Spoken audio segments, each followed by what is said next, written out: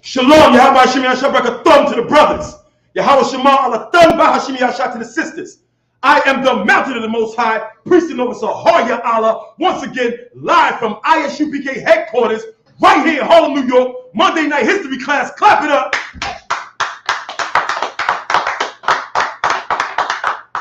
We're in the building. You know how we do every single Monday night, right here in ISUPK headquarters. History class. Ooh wee, how we love history class. It goes down here every Monday night, right here in ISUPK headquarters, where we get into the history in order to have a better understanding of how we got into our condition today. Now, last week, we started part 1 of our white collar crime series. And just a quick recap, we were able to take a closer look at white collar crime and take a closer look at the fact that our oppressor looks at the fact that we commit petty crimes as the worst goddamn thing that could ever happen. Petty crimes like larceny, drug dealing, gangbanging. These are unlawful acts that blacks, Hispanics, and Native American Indians should never get involved in. We know that as well as our oppressor. And that's why anytime there's any crime committed from a black Hispanic, they prosecute us to the 3rd degree. They make sure we get every goddamn day of time for a crime that we commit. We see consistently that that's not the same for white collar crime. And we know from last week's lesson that white collar crime is 100 times more dangerous than petty crime. Why is that? Because white collar crime is literally the canvas in which all petty crimes come about. Because white collar crime is what creates widespread poverty. Right. And it is from the conditions of widespread poverty that our people are pushed into desperate circumstances, which eventually leads to the wrong choices and down the road to commit petty crime. I mean, goddamn, all you gotta do is watch one episode of First 48. Right. We go to jail for 25 to life for goddamn $10. We're not talking about Lex Luthor Criminal Minds here. We're talking about brothers who are trying to survive. Brothers who are trying to get themselves out of poverty. White collar crime is the crime that causes the conditions we see here in America. White collar crime is the reason why the majority of the world's wealth has been combined into the hands of very few.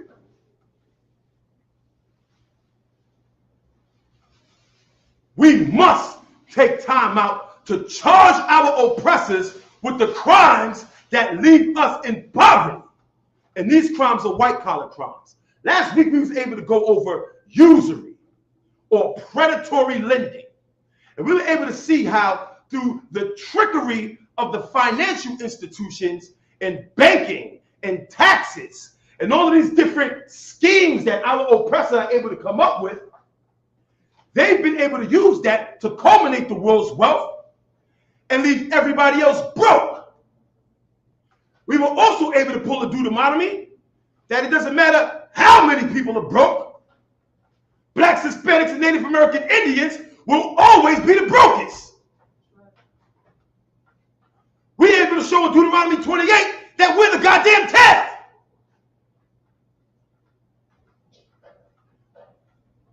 This act of predatory lending always falls on the lap of God's chosen people. And we were able to bring that out last week.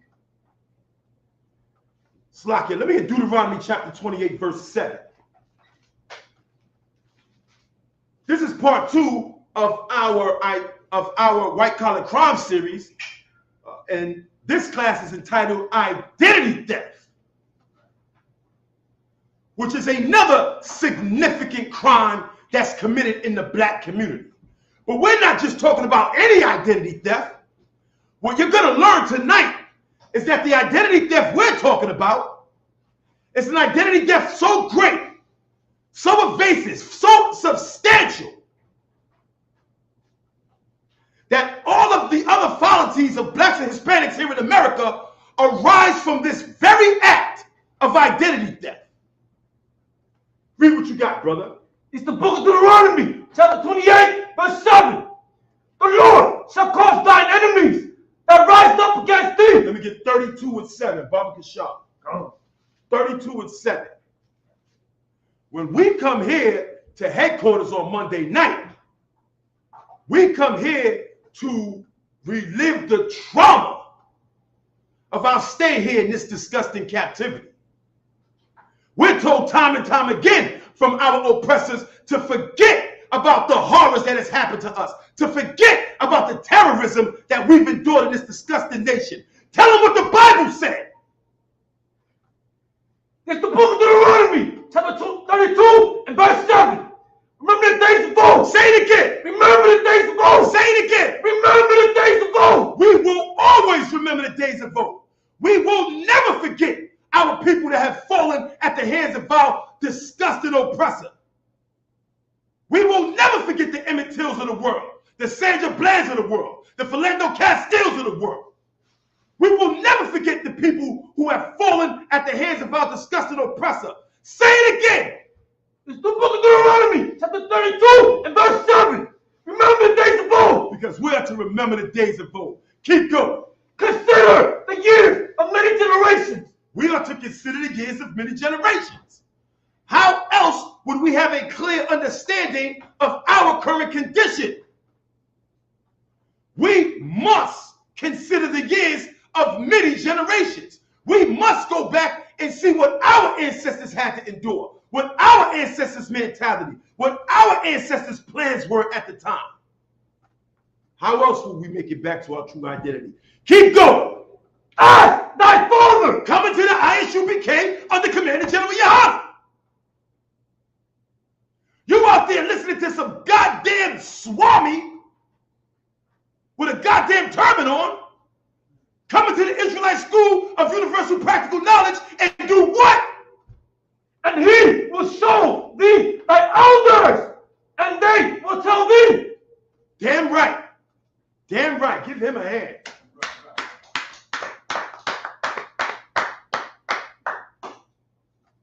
Damn right. Damn right. Listen, man, we're going to jump right into it. It's very important that we understand exactly what white-collar crime is and exactly what identity theft is. If we don't have a clear understanding and a working definition of identity theft, then we're not going to be able to understand what it is. Here's the problem. Like we discussed last week with predatory lending, it is very difficult to pinpoint an exact definition of what this white-collar crime is. Why is that? Because most of the atrocities committed against blacks and Hispanics financially in this country are not even crimes. It's completely legal to take advantage of blacks and Hispanics financially here in America. Right. And so in order to pinpoint exactly what a white-collar crime is, we have to look beyond what's criminal. Because most of these things are not even goddamn crimes. Right. Black people, blacks, Hispanics, and Native American Indians should understand that lynching was not a crime. Most brothers and sisters that got lynched in the South got lynched righteously in the eyes of the government. This was a communal act. How can you trust the legal definition of murder in a country in which a few short years ago, your murder was legal? We can never trust the definitions of our oppressor to define the very instruments of oppression that he uses against us. But let's take a look at what we got here. Identity theft occurs when someone uses another person's personal identifying information. Their personal identifying information. Let's think about some of this personal identifying information. Let's say, your goddamn skin color. Like, isn't your skin color an important indicator of what your identity is? Like, every time I watch goddamn, First 48 or Cops or something like that, I hear them identify people by their skin color. They'll say there's a black male. A person's skin color is very important identifying information. Let's see what else we got here. Like their name. Their name's important.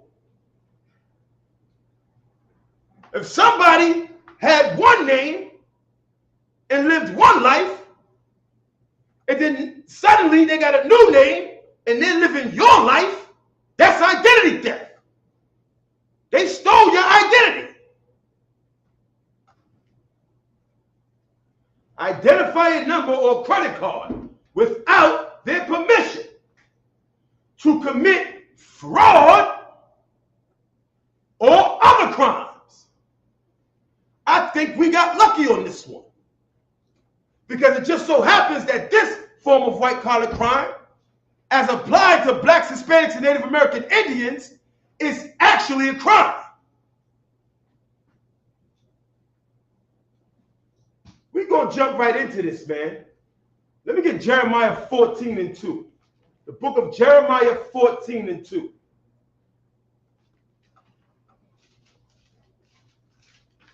Another part of identity theft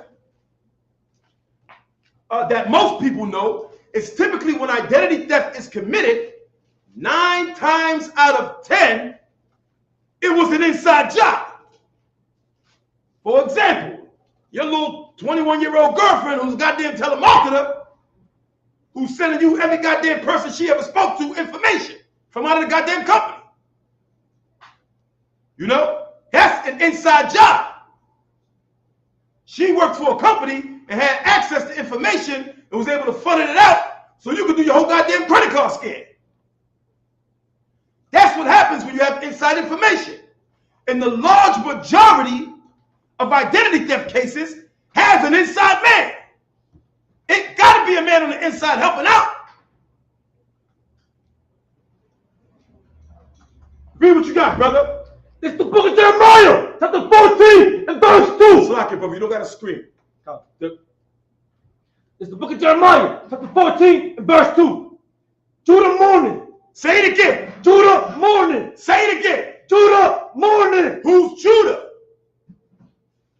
Judah are the men and women of the tribe of Judah of the nation of Israel. God's chosen people. The Negroes are the Judites. The real Jews. And the scripture said we're in mourning. Let's hear why. Keep going. And the gates thereof language. Say it again. And the gates thereof language. Say it again. And the gates thereof language. Our gates language. Why? Because we got weak security. Our leaders are responsible for the security of God's flock. But we got weak security. Our leaders are weak. And they've left our gates weak. And that's left an opening for identity theft. Keep going. They are black. Say it again. They are black. Say it again. They are black. The goddamn Jews are black. How can we not be? We're suffering from every goddamn form of white-collar crime.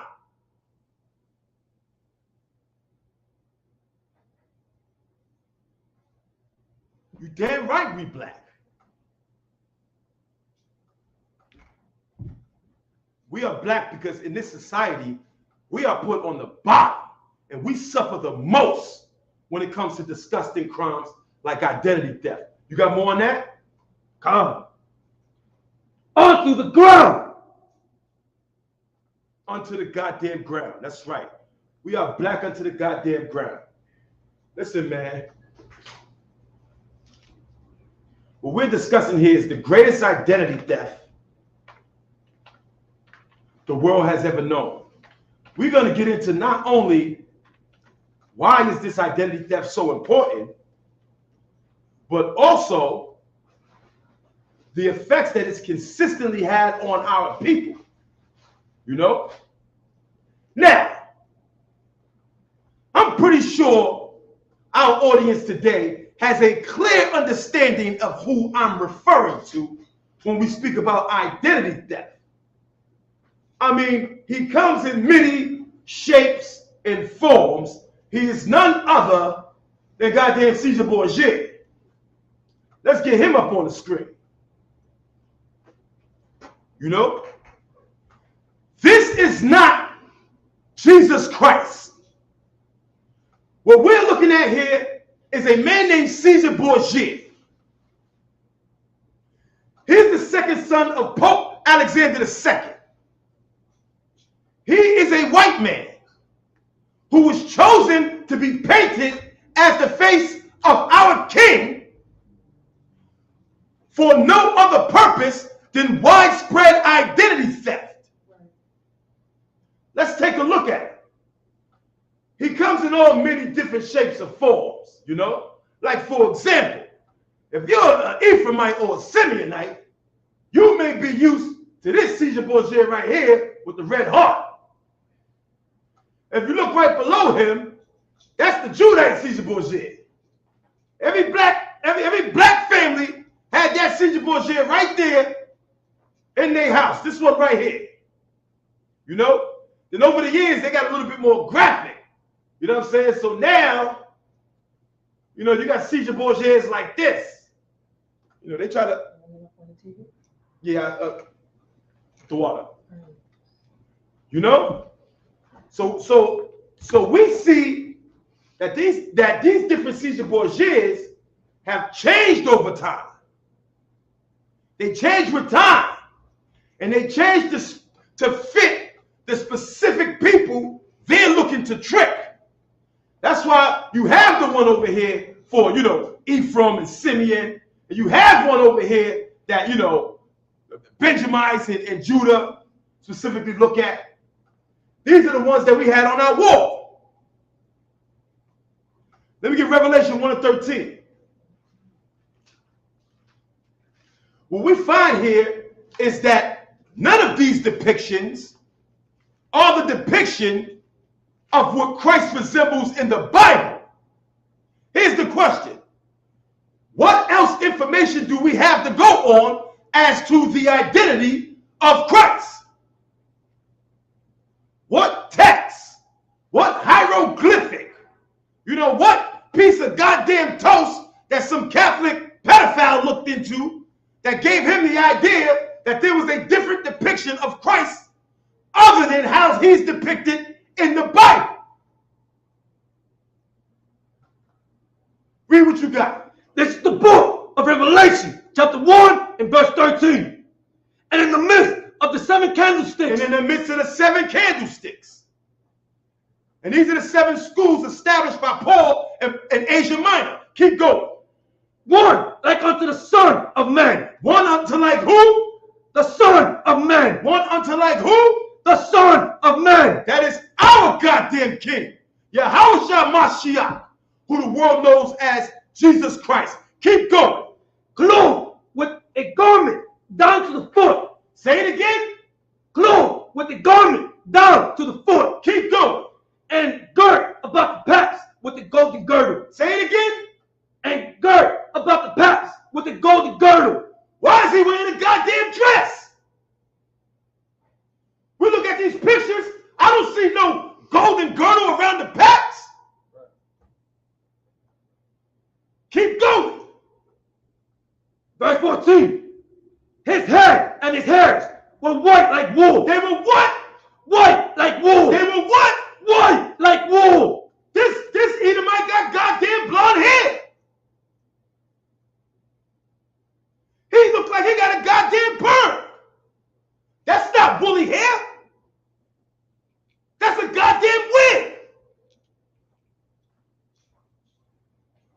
our King Yahushua did not have this disgusting flowing hair. His hair was like what? As white as snow. Keep going. And his eyes were a flame of fire. His eyes were like a flame of fire. All I see is blue eyes here. Keep going. Verse 15. And his feet like unto fine brass. Unto what? Unto fine brass. Unto what? Unto fine brass. What does fine brass look like? Keep going.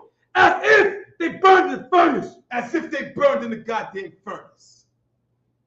Our King Yahushua Mashiach, who the world knows as Jesus Christ, is a black man with woolly hair and brown skin.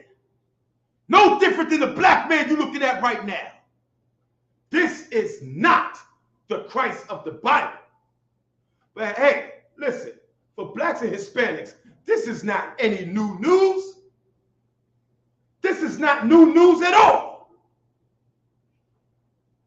We all, but most blacks and Hispanics today know that the Christ depicted in these disgusting pictures is not the Christ of the Bible. Most of us have a clear understanding that this is a case of identity theft. The question is, it's not necessarily whether or not this is a case of identity theft.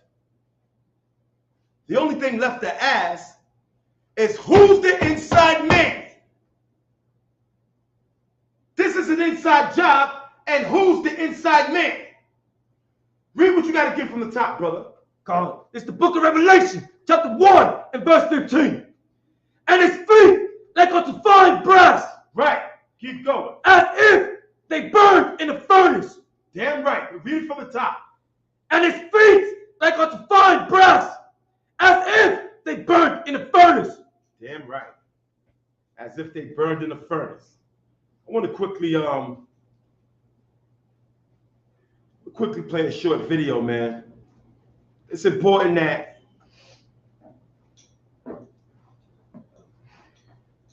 we take a look at this. I think it's locking. I think it's something is loose for the second video. That's why it's not coming up. Yeah, I was taking a look at that earlier. Yeah, I think when it was working earlier, but something probably got loose.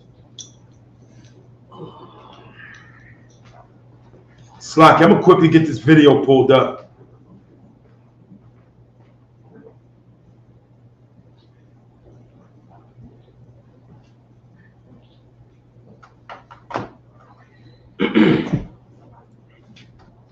So what are we talking about here?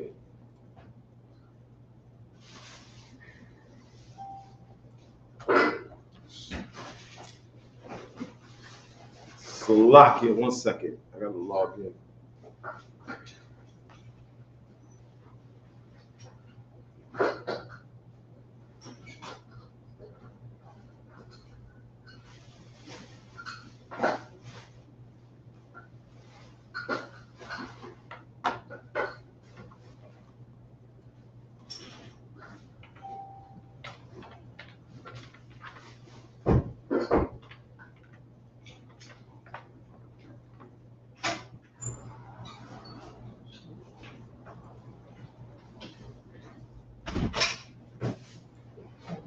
What is it? All right, Salakia. Now, Captain Tazariak, give him a hand.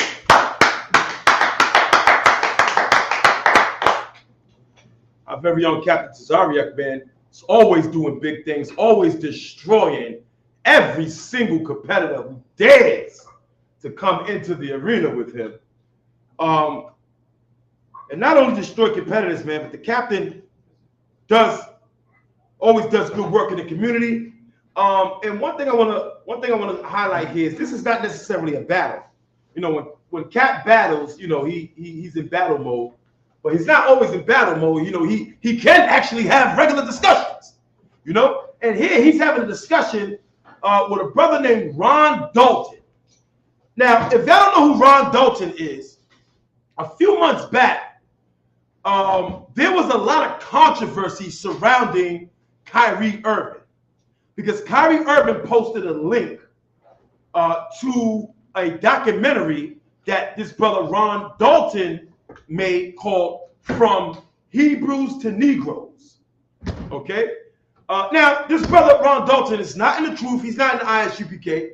He did, however, come to the realization that he was an Israelite, and I guess he felt compelled to make the documentary.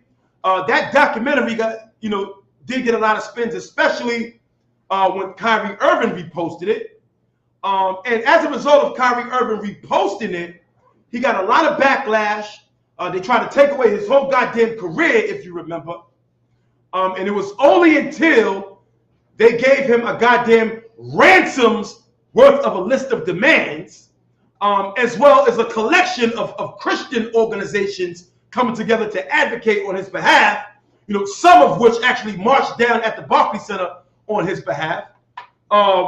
He was able to, move forward and begin playing ball again after, he went through such humiliating things as completing, sensitivity training, as well as other disgusting things that our oppressor did. And just a sidebar, based on that, it was such a disgusting thing that he had to tuck his tail, because of the pressure put on by our oppressor. But one thing that we should highlight is that the reason why Kyrie Irving had Christian organizations come down and kind of advocate for him and kind of march for him and do things like that is because in the black community, we know that the Christian church is an immediate sign of submission. The Christian church is an immediate sign of submission in the black community. For example, next week or next month, some disgusting oppressor cop will gun down some unarmed brother. And it will be a horrible thing. And it will be recorded. And we'll all see it. And we'll all say how horrible it is. And the mothers and wives and daughters and family of this poor person who was gunned down, they'll eventually have a press conference that the police hold. Every black and Hispanic know that if that family comes out to that press conference and there's a Christian pastor with them, there's only one inevitable conclusion.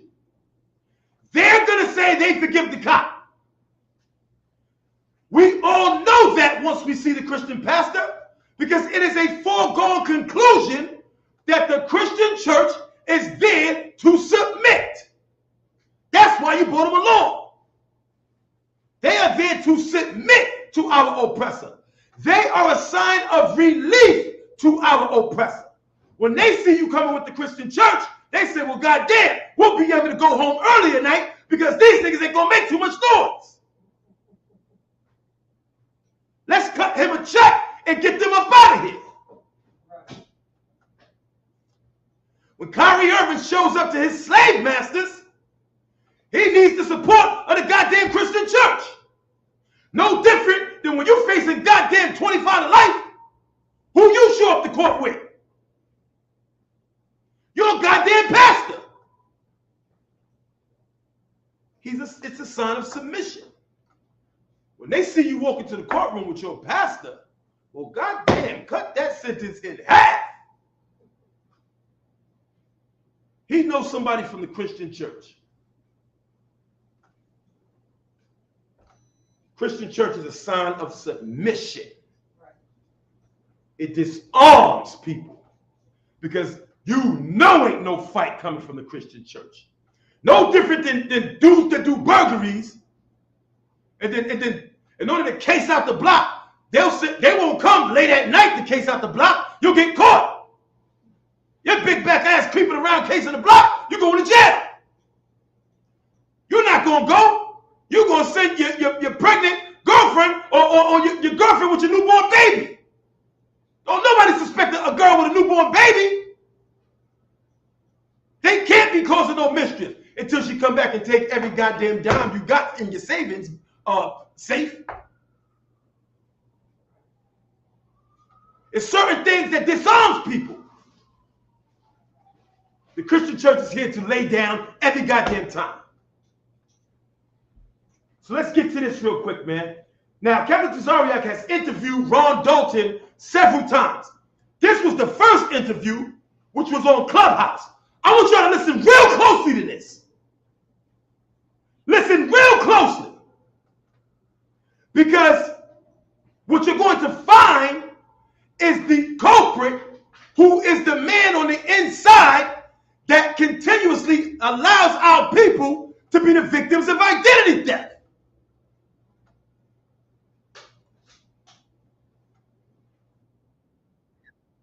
And I was at Starbucks, and I was standing in line getting some tea.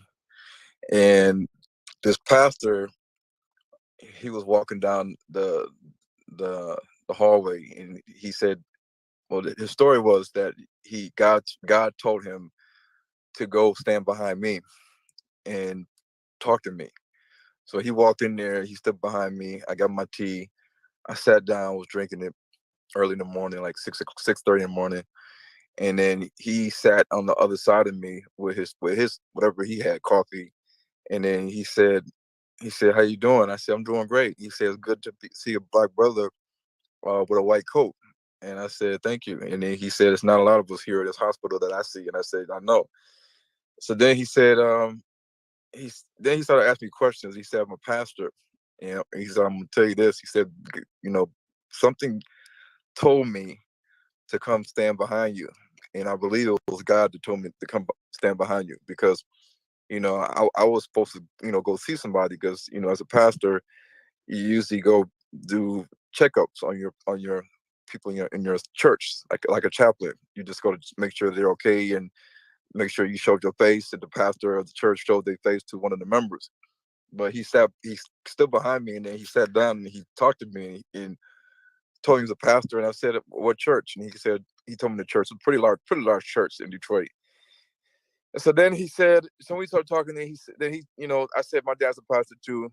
And then I said, oh, he said, oh, okay, good. And I asked him, I said, let me ask you a question. And I said, what color is Jesus? Was he white or black? And then he looked at me and he said, black. And I said, do you teach your church that? He said, no, they can't handle it. And I said, what do you mean they can't handle it? He said, do you know if I told my church that Jesus is black, then basically I'll be telling them that the Jews are black, or the Hebrews are black, or the Israelites are black. And he said that, that's a lot for people to handle, because then they're going to start asking about the Sabbath. They're going to have all these questions. He didn't want to deal with that at that moment. And then he didn't want to lose, be ostracized by the rest of the church, governing bodies at the top. And let's take a step back. I want to make sure we all heard that. I want to make sure we're all clear on exactly what we just heard. Ron Dalton, the author of Hebrews to Negroes, spoke to a Christian pastor of a large congregation, I believe he said, in Detroit. He asked the pastor, did the pastor know that Christ was black? The pastor said yes. The pastor said yes. He does know that Christ is black. Ronald Dalton then proceeded to ask him, does he teach his congregation that? The pastor said, no, I don't teach my congregation that. The pastor said, if I told my congregation that Christ was black, then I would have to tell him that the disciples and the Israelites were black. And they can't handle that. They'll come and start asking questions about the Sabbath. I mean, let's just get that one more time, just in case anybody missed that, because I want y'all to know that your Christian pastor knows that Christ is black. Your Christian pastor knows that you are the chosen people of God. He goes out of his way to lie to you. Let's listen to it again.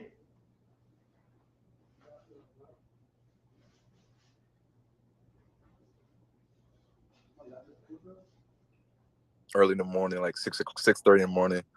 And then he sat on the other side of me with his whatever he had, coffee.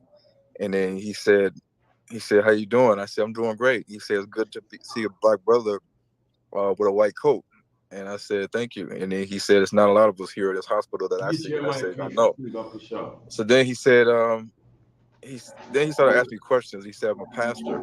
You know, he said, "I'm gonna tell you this." He said, "You know, something told me to come stand behind you, and I believe it was God that told me to come stand behind you, because, you know, I was supposed to, you know, go see somebody, because, you know, as a pastor, you usually go do checkups on your people in your church, like a chaplain. You just go to make sure they're okay and make sure you showed your face, and the pastor of the church showed their face to one of the members."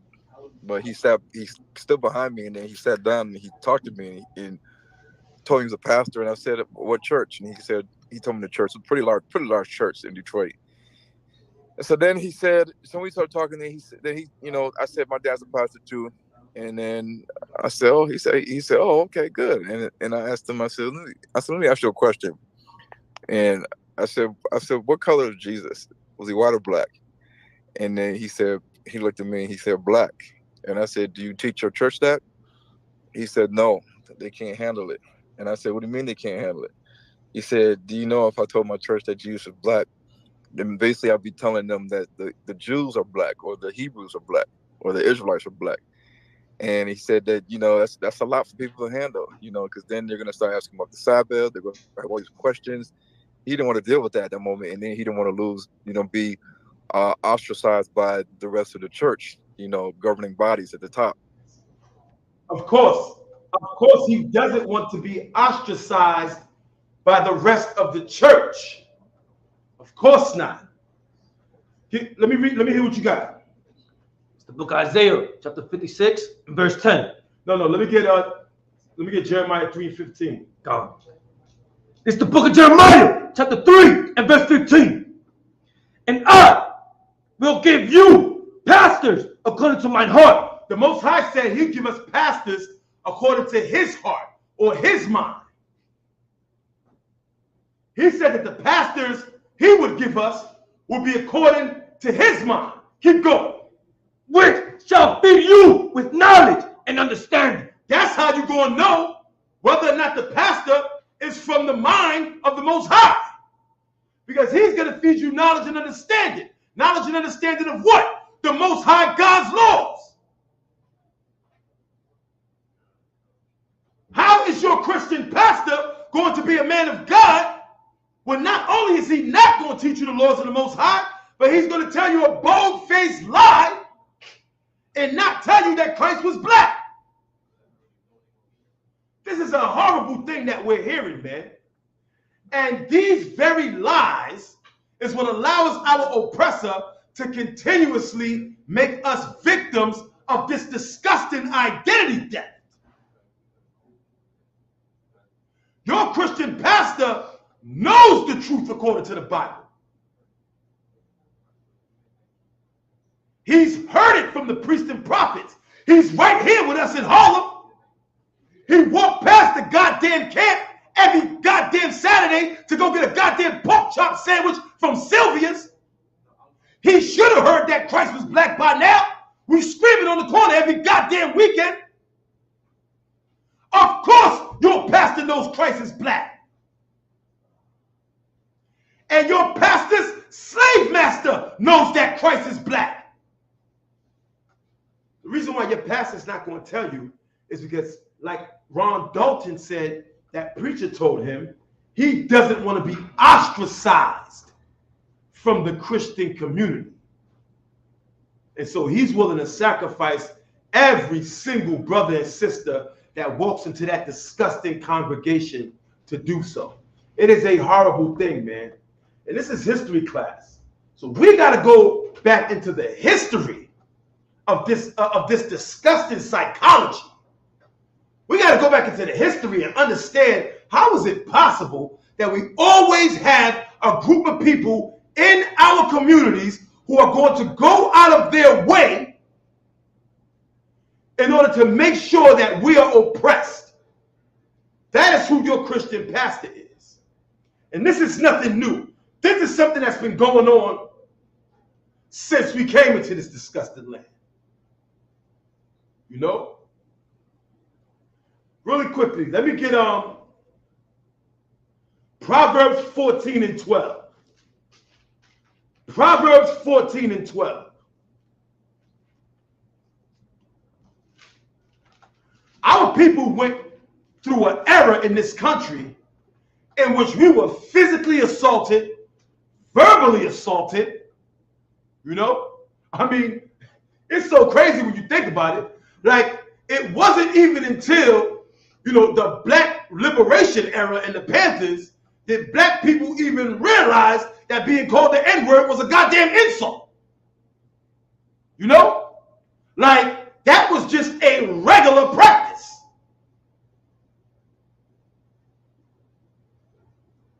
During this period of time, we were convinced by our leaders that the best possible thing that we could do for ourselves was to integrate with the very goddamn devil who's looking to destroy us at every corner we turn.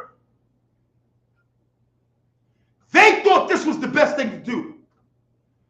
They thought that us abandoning our own schools and our own sports stadiums and our own movie theaters and our own commerce industries and our own towns, they thought that that would lead to better prosperity for our people in the future. They were highly mistaken. Read what you got. It's the book of Proverbs, chapter 14 and verse 12. There is a way which seemeth right unto a man. Say it again. There is a way which seemeth right unto a man. Civil rights. It seems like the goddamn right thing to do. Why not integrate? They live in nice houses. If we integrate, they'll let us live in a nice house too, right? Read it from the top. It's the book of Proverbs, chapter 14 and verse 12. There is a way which seemeth right unto a man, but the end thereof are the ways of death. Say it again.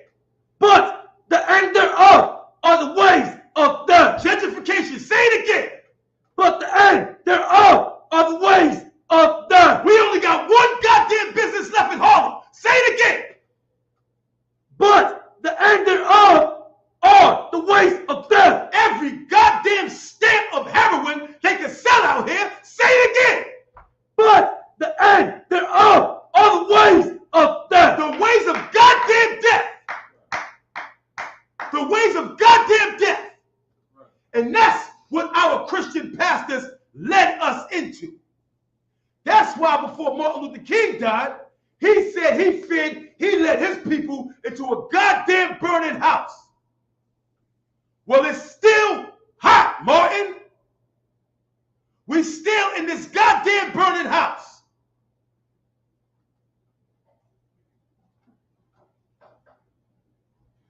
Our people had excellent ways to become prosperous and be the greatest producers in this country. Why not? We built every goddamn thing. Like, when you really go back and think about it, during slavery time, who was coming up with all the goddamn good ideas? Right. Like, it's the mentality of a slave to want to lessen his work through the use of technology. If I can come up with something, you know, that can help lessen the load, that takes more off of me. But since you have no rights to your own creative processes, our oppressor will then take and get patents on all of our work. The United States is built off the patented ideas of blacks, Hispanics, and Native American Indians. And that's a goddamn fact. When you look up on the screen, you read this article here. 1920s black-owned safe bus. We didn't have to ride in the back. we got here. During segregation, bus routes in Winston-Salem that brought workers to the city's major employers did not extend to black neighborhoods. This is very important what they just said. Did not extend to black neighborhoods. Blacks and Hispanics need to understand that it is through the necessity of only having each other that we'll ever be able to build anything for each other. Like, if our oppressor came right now and took all his goddamn food stamps and kicked us all out the projects and sent us all somewhere all together, and we was all we had, within 2 goddamn years, we'll have a bigger, better city than any goddamn thing in the United States. We will be forced out of the necessity of only having each other and use that to uplift each other. Ain't that what happened in Egypt? Right. And that's what happened right here with these brothers and sisters. Our oppressor didn't want to extend bus services to our neighborhoods. Let's hear what they did. That often meant long walks to the main routes on trolley lines until Safe Bus, the state's first African-American owned transportation company, was formed in the 1920s to service the East Winston community, and it continued operating till 1972 when it became part of the Winston-Salem Transit Authority. On a sunny day in downtown Winston-Salem, the morning rush at the city's main bus terminal is over. Passengers from short lines, drivers, meandering in and out, partially filled cabins. Let's get into the meat of it. Pause. Many of those years were spent behind the wheel of Safe Bus, the black-owned transportation company that was formed in 1926. Notice this year, 1926. You know, what year was Black Wall Street burnt down? I believe that was 1929. 21. 21? No. Okay, 1921. Still within that same decade, you know, black people during this time were very self-sufficient because we had to be. We had amazing towns. We had, you know, Black Wall Street. You know, Barakatah Yahweh Yahweh for the ISUPK and the Commander General Yohana. With the Passover earlier this year, man, we were able to go to the plantation and actually see a Black Wall Street and see a slave plantation. You know? There was cities, and this was in North Carolina. It was cities like this everywhere in the country during this time. Right. Our oppressor would find ways to burn them to the ground until he found the ultimate way to prevent us from building cities and communities better than him. That's called integration. Let's keep going. Getting people to and from work at a time when trolleys ruled the roads extended to white neighborhoods only. So people in East Winston needed to either walk to where the trolleys are, get on the trolley, and go back to those vehicles, or they would have to get a ride to where they would pick up the trolley. For years, those rides were provided by jitneys, small buses, or other passenger cars. These jitneys is what you see out in Queens today with the dollar vans. Are they still $1? I ain't been out there in a while. You know what I'm saying? But back in the day, you know, the Benjamites had the dollar vans popping out in Queens. You know what I'm saying? And these was operated independently outside the hands of our oppressor. You know? And this is very similar to what these brothers are doing, what these brothers and sisters was doing right here. Some 24 independent jitney drivers fiercely competed for nickel fares in vehicles that were often dangerous to operate. Robberies, altercations, and complaints to City Hall officials eventually led to an ultimatum: work together or don't work at all. I'll say it again: work together or don't work at all. That was the ultimatum. Let's hear what happens when black people work together. In April 1926, 21 of them met and agreed to merge services and form the company that would meet the needs of the underserved East Western community. Safe Bus company stocks were sold, $100,000 were raised, fares were set at 5 cents a ride, and the service began 1 month later. Now keep in mind, these brothers and sisters living in North Carolina in the 1920s named their company Safe Bus. Now, you know what I'm saying? Like for the case of the article, they probably not going to tell us the real reason why they named it Safe Bus. But here in the ISUPK during history class, we can only goddamn imagine the horrors that our people would undergo trying to travel from city to city. You know what I'm saying? When black people finally got together and actually got something, they called it Safe Bus. We got to make this safe. Goddamn, every black man who leaves the goddamn main road get lynched.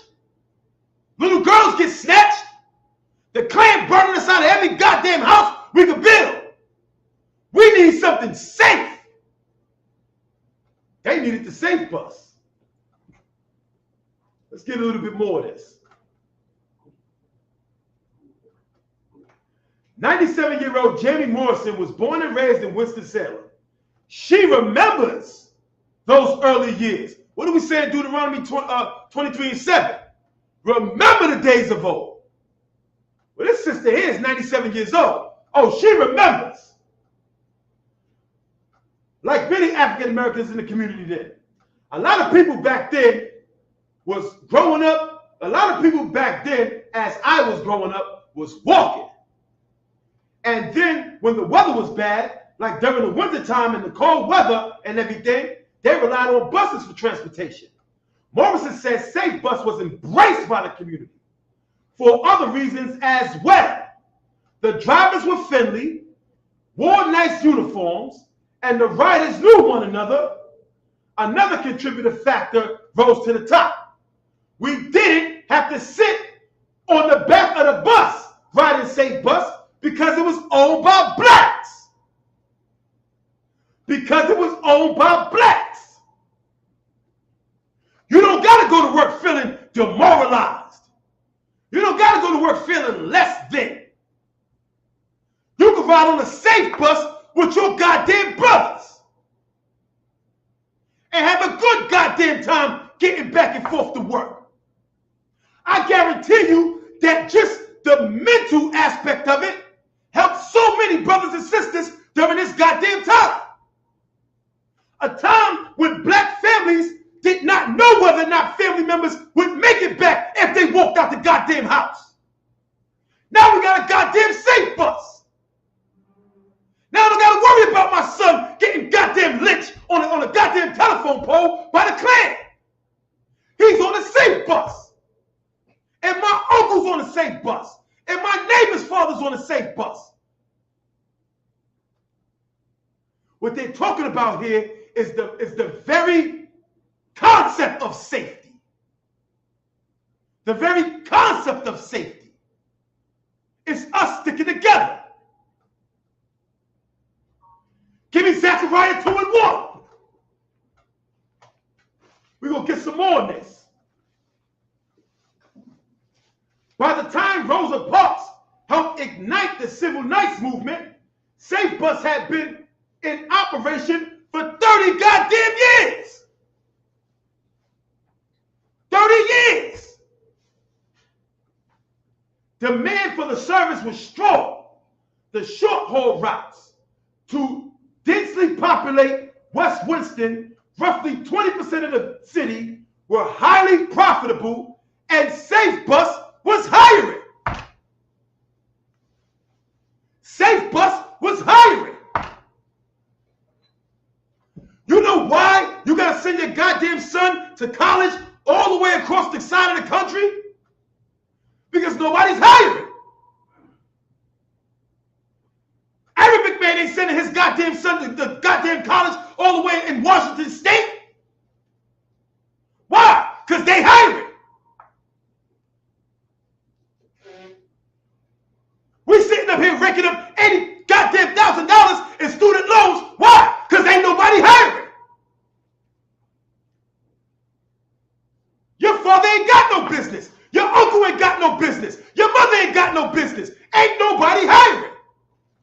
time, black people was hired. At this time, black people were hired.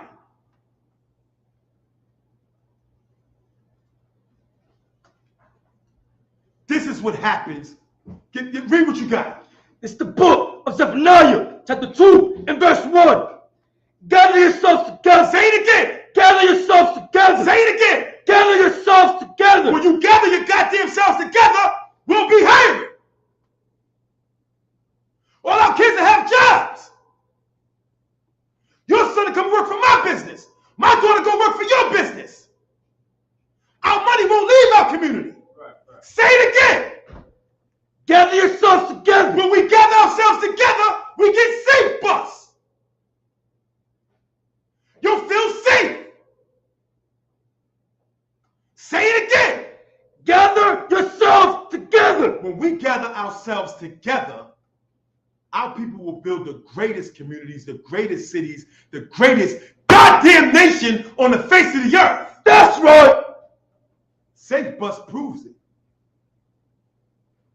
Keep going. Yeah, gather together. Our nation, not desired. Our oppressor didn't want them using a bus. Why? Say it again. Yeah, gather together. Our nation, not desired. They couldn't use the white man's bus. They had to walk. Why they had to walk? Say it again. Yeah, gather together. Our nation, not desired. Because we're the goddamn nation not desired. They don't want us on their goddamn bus. They still don't want you on their goddamn bus. Right. That's why we got to gather ourselves together. When we gather ourselves together, we'll all be on the goddamn safe bus. When we gather ourselves together, we will all be on the goddamn safe bus. Let's keep going. At 21 years old, Priscilla Stevens became the company's first female driver, instructed by none other than Clark Campbell himself. Let's keep going down a little bit further for time's sake, because this is the most important part. This is the most important part of it. I'm gonna read this last paragraph real quick. Let me get this up on the screen. As we've already read, Safe Bus. Oh, Salakia, before I even get that, let me get this part as well, because this part is equally important. In 1968, after Winston-Salem's contracted bus carrier left town, Safe Bus was told by the city to fill that void and provide transportation to all residents. Think about this for a second. Our oppressor had their bus company. They didn't want to let us on their bus company. No sweat. Our people wanted to build Safe Bus. Safe Bus rocked out in our communities for 30 years. Now, our oppressor's bus company goes out of business. This is what happens when you gather yourself together. In any arena, business, finance, combat, being goddamn civil, we're better than them. Every step of the goddamn way.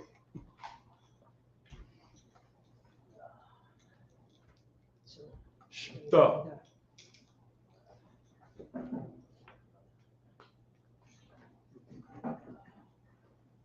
Listen, man. The key to these things is very simple. And the key to these things is given to us right out of the Bible and given to us right out of the mouths of the priests and prophets and the ISUPK under Commander General Yohanan, man. Now, we just went over how our oppressor's bus company went out of business. What does that mean? That means that our bus company outcompeted theirs. Our bus company outcompeted theirs. How does that happen? Let's think about let's really think about how that happens for a minute, right? Because it happens the same time every single way. We had to develop this business out of a necessity because we didn't have any other outs. We didn't have any other avenues. And we stayed loyal to ours because it was all we had. Our oppressor, with the price of automobiles dropping and different methods of transportation, he's not loyal to his bus company. Everything in his mind is for commercial purposes. This is the trick that he gave us. He's not loyal to the business because it sustains his community and it helps with jobs and it helps stimulate, economic spending, and it helps just the community overall. That's not his concern. His concern is the fact that he got a brand new goddamn Buick Skylark and he's gonna wash it and drive it and look like every goddamn gangster in New York. And he's not taking the bus no more. He's just not doing it. How many people lose their jobs? Who cares? His mind is on a corporate level. Our people stay true to SafeBus, and ultimately, because they were able to take the contract for the whole city, as we can read here, this made it the largest African-American owned and operated transportation business in the goddamn country. In the goddamn country.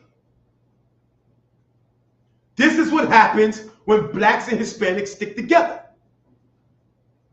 We are able to build the biggest and the best. And when we do that, our people will stick with us and support us, as we can see here.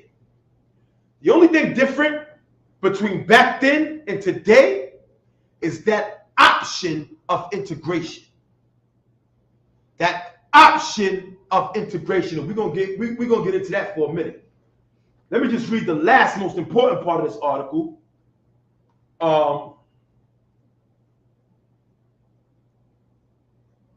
Salakia.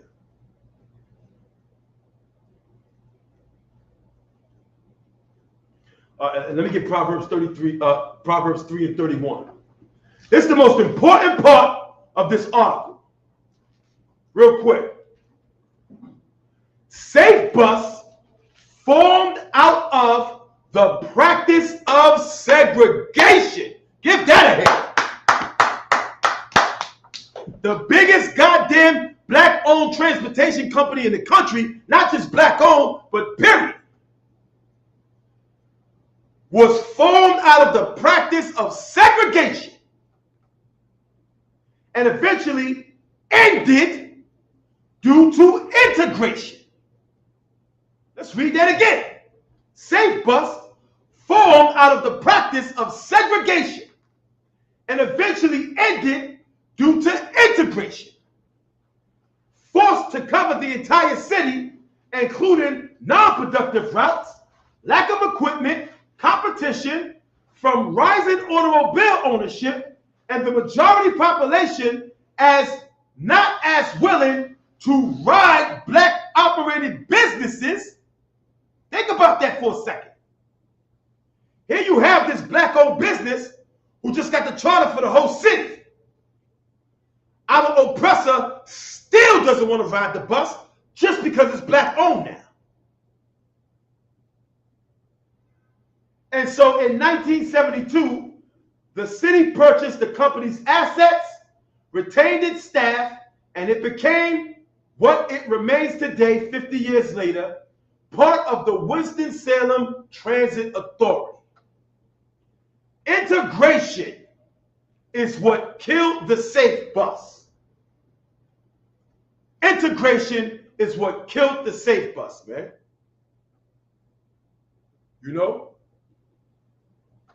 We got to understand that during this period of time, who was it pushing this process of integration? And why were they pushing this process of integration? Give me what you got. This is the book of Proverbs, chapter 3 and verse 31. Envy not thy oppressor. Say it again. Envy not thy oppressor. Say it again. Envy not thy oppressor. prominent black men go to white-owned colleges and don't go to historical black colleges and universities? Because they do what?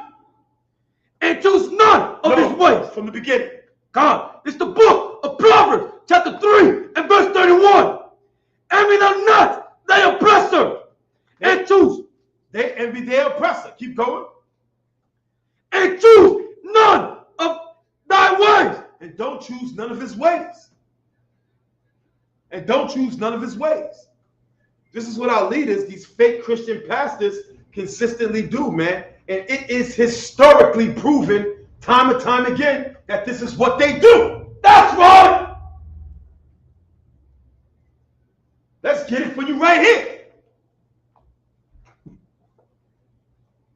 There was a time in this country where this country went through a dramatic change from a farming-based country to a more technologically based country. And they refer to this era as the Industrial Revolution. And the Industrial Revolution was set off by the advent of the cotton gin. The cotton gin was a machine that made it more easier to remove the seeds from cotton, which allowed it to be a huge cash crop in this country, and which led to the slave population growing tremendously. This is what we consistently see throughout history: technology leading to more oppression for blacks and Hispanics. And that's exactly what happened during this cotton gin era. And during the American Revolution, because of these technological advances, what we see is a humongous boom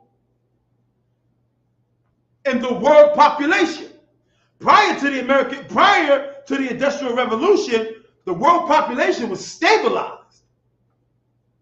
We begin to see a rapid increase in world population during and after the Industrial Revolution.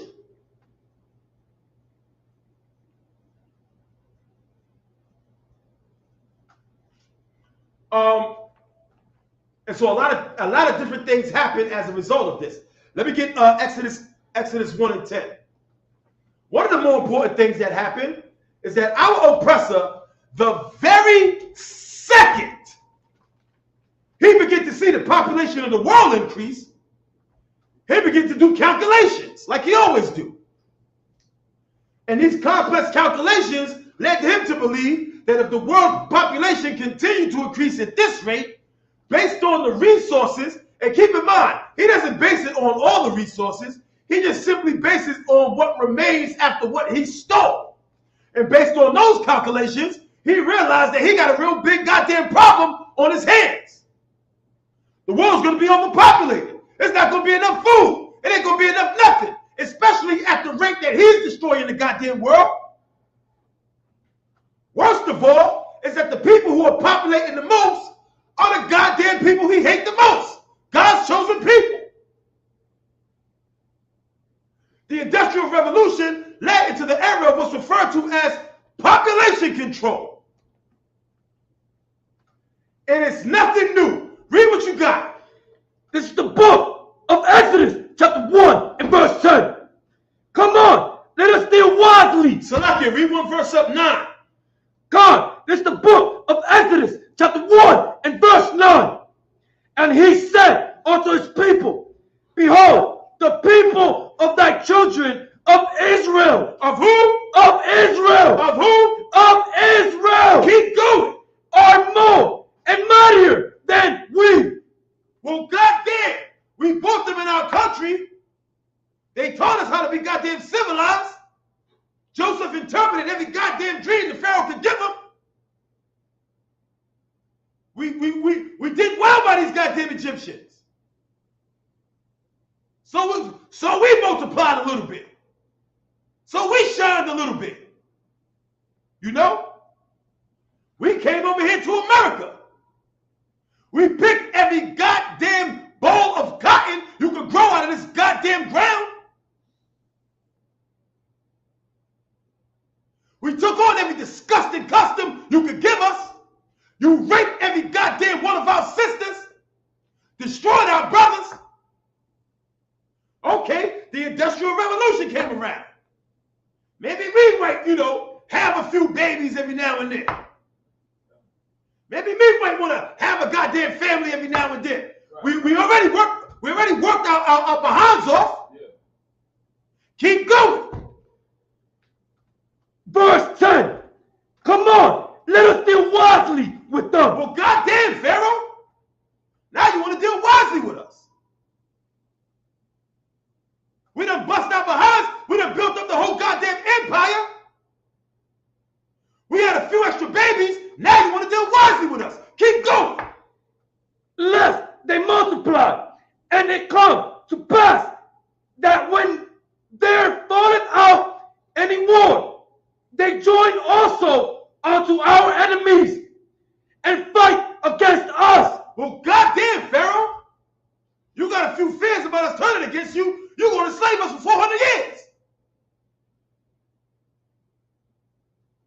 God forbid the children of Israel have a goddamn baby or two. This happened during the Industrial Revolution. The very moment a black woman pushed out a baby and a half, our oppressor lost his goddamn mind.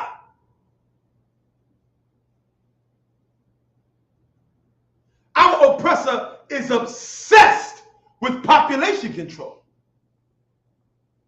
And you can see that during our time in Egypt, the Egyptians was obsessed with this as well. This is an ongoing theme. This goes back to what we read about in Zechariah. Gather yourselves together. Our oppressor knows the power of the children of Israel when we've gathered ourselves together. And so Pharaoh said, what? Read it from the top, verse 10. Come, this is the book of Exodus, chapter 1 and verse 10. Come on, let us deal wisely with them. Come on, everybody. Let us deal wisely with them. Let's come up with something. We got to come up with some plan, some scheme. We got to stop these people from multiplying. What did they come up with? Keep going. Lest they multiply, and it comes to pass that when they're fallen out any war, they join also unto our enemies and fight against us. Right. Keep going. And so get them up out of the land. Damn right. Keep going. Verse 11. Therefore, they set over them taskmasters to afflict them with their burdens. Put taskmasters over us to inflict us. And that's exactly what happened here, man. This process of being able to control the populations of blacks, Hispanics, and Native American Indians, as well as the world over, is nothing new, man. And they started out giving our sisters forced sterilizations, and all of these things culminated until, what we know today as Planned Parenthood. We lose the majority of our people in abortion clinics, man. And this is just something quick to showcase how exactly is our oppressors able to come into our neighborhoods and come into our communities and do these things. If you know Margaret Sanger was a proponent of Planned Parenthood, one of the founders of Planned Parenthood. She was deep in the eugenics movement, and this was an entire movement geared towards limiting the population of blacks and Hispanics, and this is one of her quotes. This is one of her direct quotes right here. Let's get this. The quote is real and appears in a December 10th, 1939 letter to a program director advocating employing black physicians and ministers to gain trust of the communities the program was meant to serve. This is a letter about eugenics discussing employing black doctors and black ministers to help lie and convince the people to push their disgusting agenda. Sanger's concerns was to avoid suspicion that the program's objective was to stop black people having babies which white people in charge could create. She wrote, the minister's work is also important, and he should be trained, perhaps by the Federation, as to our ideas and the goal that we hope to reach. We do not want word to go out that we want to exterminate the Negro population. Like, this is the goddamn devil. Like, she's writing this. They're looking to exterminate the Negro population, and the minister is the man who could straighten out that idea if it ever occurs to any of their more rebellious members. Any of their more rebellious members. They're looking to use the Christian pastor to quell any insurrection in the black community. And the Christian pastor has done his job extraordinary from that moment till now. Give me Isaiah 56 and 10. We just read how this disgusting dog, Margaret Sanger, like, let me get her picture so you can just see how horrible she looks. Like, if you're gonna exterminate black people, you know, don't send a witch that looks like this. Like, look at all of them. Take a look at all of them. Like these are the oppressed. This group of dogs right here are the very group of dogs and the very generation of dogs responsible for so many goddamn lynchings. Like, between this group of dogs right here, there has to be at least 250 goddamn fake rape allegations. You know? Like, when I see a group of goddamn, you know, birds like this, it is easily the most disgusting thing I can look at, because I know the spirit behind these horrible women, man. And she just said it out her own mouth. They're looking to exterminate our people. But again, they always have help. Read what you got. This is the book of Isaiah, chapter 56 and verse 10. His watchmen are blind. Your Christian pastor's so goddamn stupid. Like, they could never see somebody as slick and subtle as that goddamn snake Margaret Sanger. Like, your lapdog of a Christian pastor will pant at that disgusting dog's hairy ankles for 2 goddamn quarters to rub together. Your Christian pastor is as blind as a goddamn bat. Keep going. They are all ignorant. Just as dumb as they could be. They could never see somebody as slick as Margaret Sanger coming. That goddamn Jesse Jackson was against abortion. He wanted to run for president. He went and got right with Margaret Sanger. Jumped on that bandwagon. Your Christian pastor got so much goddamn Jerry curl juice in his goddamn eyes, the Most High said he's blind. Keep going. They are all dumb dogs. They're all dumb. Just as dumb as a goddamn dog who can't even protect his owner. Keep going. They cannot bark. They can't say a goddamn word. That's why Margaret Sanger said what she said. Keep going. Sleeping, lying down, loving to slumber. They were all goddamn asleep. That's why we're the victims of identity theft. That's why 900 of our children are being aborted every goddamn day. Our ladies are asleep. Keep going. Verse 11. Yeah, they are greedy dogs. They all greedy goddamn dogs. Margaret Sanger knew it. Margaret Sanger knew it. Let's see who Margaret Sanger Let's see. Y'all just heard what Margaret Sanger said. Let's see what preacher, what minister they chose to move forward with this agenda. Right here we read the Margaret Sanger Award of 1966. The Margaret Sanger Award is Planned Parenthood. Planned Parenthood. Highest honor. You know what I'm saying? You can't get the Margaret Sanger Award unless you've somehow killed 2 million goddamn black babies. Like, it is their highest award. You have to be a mass murderer of the 12 tribes of Israel to get this goddamn award. It is presented annually to someone who demonstrates leadership, excellence, and outstanding contributions to the reproductive health rights movement. The award was established 44 years ago in 1966 and was awarded to Dr. Martin Luther King Jr. He was the first person to get that award. The man who pushed us into the civil rights movement. The man who pushed us into a burning goddamn house and admitted it out of his own goddamn mouth. A man who Officer Corral aptly refers to as OG Mike. That's him right there. He sold us out to Planned Parenthood. He's the preacher they was looking for.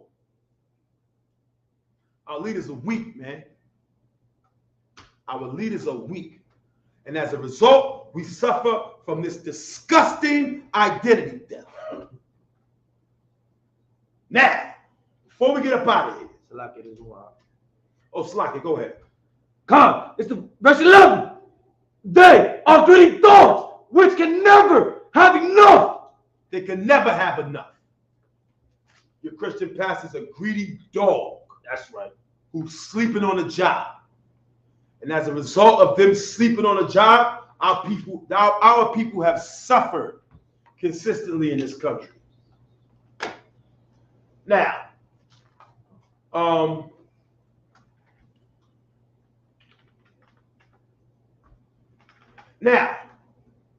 before we get up out of here, we've gone over the identity theft. We've gone over the greatest identity theft ever in history. This is the identity theft committed against our King, who the world knows as Jesus Christ, Yahweh Shah Mashiach, man.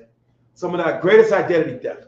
But what a lot of people don't understand is that identity theft, the identity theft of our King is more extensive than you may think. Like I showed you some pictures earlier of these old school Caesar Borgia portrayals of our King. But you'd be surprised to know that the identity theft of our King has moved past Caesar Borgia, you know? And we're actually in the very era of fake Jesuses, okay? For example, let's see what we got here.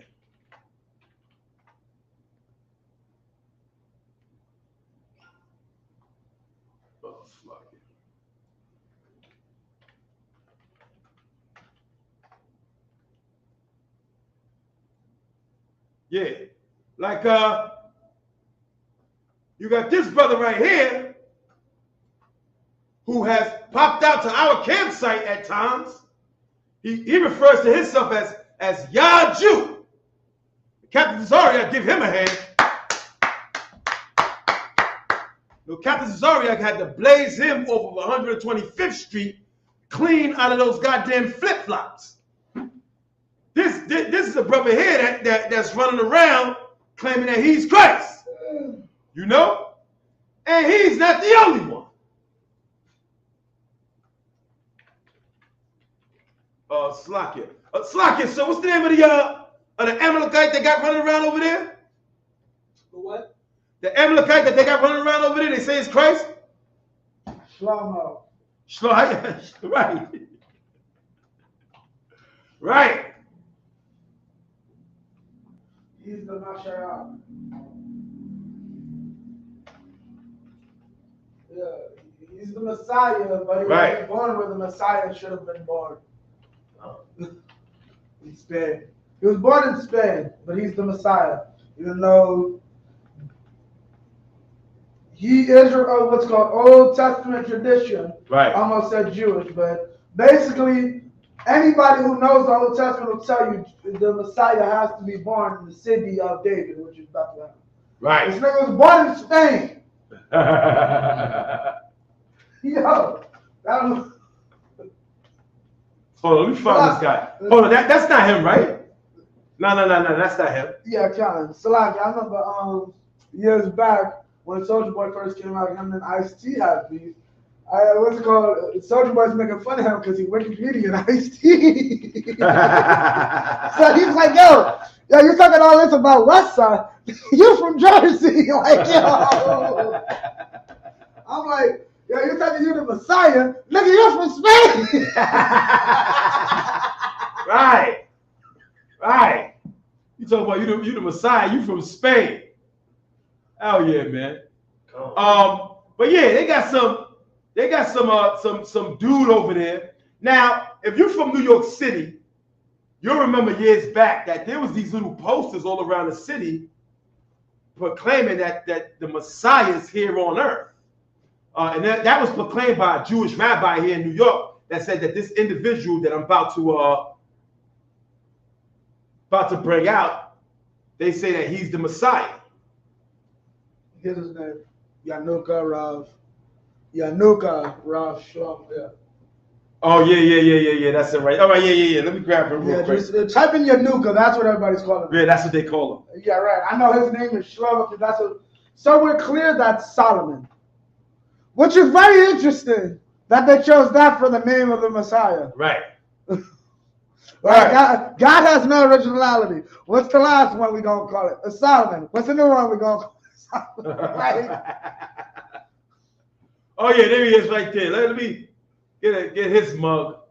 Get his mug up there, man, because it's important we know the corpus of it. There he is right there.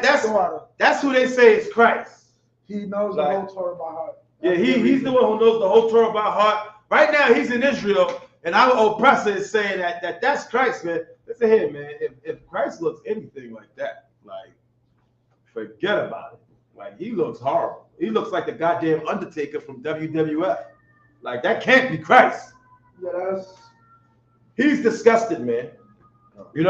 So we see that we got Jesus is popping up in Mississippi and Louisiana. We got this Jesus, Jew, showing up at our goddamn campsite with some goddamn open-toe flip-flops. You better not ever come out to 125th Street with them goddamn flip-flops on again. Now he's Jesus. He got to go to. What you mean?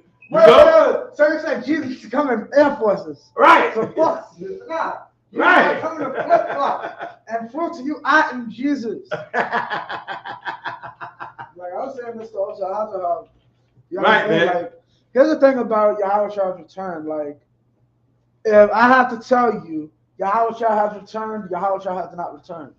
Right. Like, you got to understand the magnet. I did the math and I was going through the scripture. 200 million angels coming from the goddamn sky. Right. It's like I don't have to call you to let you know the sun's up. Right. When you have that much activity in the sky at once, right. There is no, did you know Jesus returned? Nigga, do you see what's going on right now? Right. Well, yeah, man, it's 9 o'clock, man. We're going to get up out of here. Real quick, we've seen all the different Jesuses. This last Jesus, like sometimes you'll have a Jesus that he's the same color. You know what I'm saying? He might resemble it, but this is the LGBTQ Jesus right here. They call him sexy Jesus. Like he just got out of the goddamn bathhouse. So this identity theft is more extensive than you ever think it is. You know what I'm saying? You might get a sexy Jesus. You might get a nigga in flip-flops. You know what I'm saying? You might get the goddamn Undertaker and Paul Bearer out there in Israel. At the end of the day, the truth of Christ is in the Bible. Read the book of Revelations 1-13. Once again, I am Priest and Officer Hoya Allah, the mountain of the Most High, representing right here, ISUPK headquarters, Monday night history class. Clap it up. Now we're going to get up out of here. Please tune in to Commander General Yohana, America on Fire, which should be starting right now. Shalom.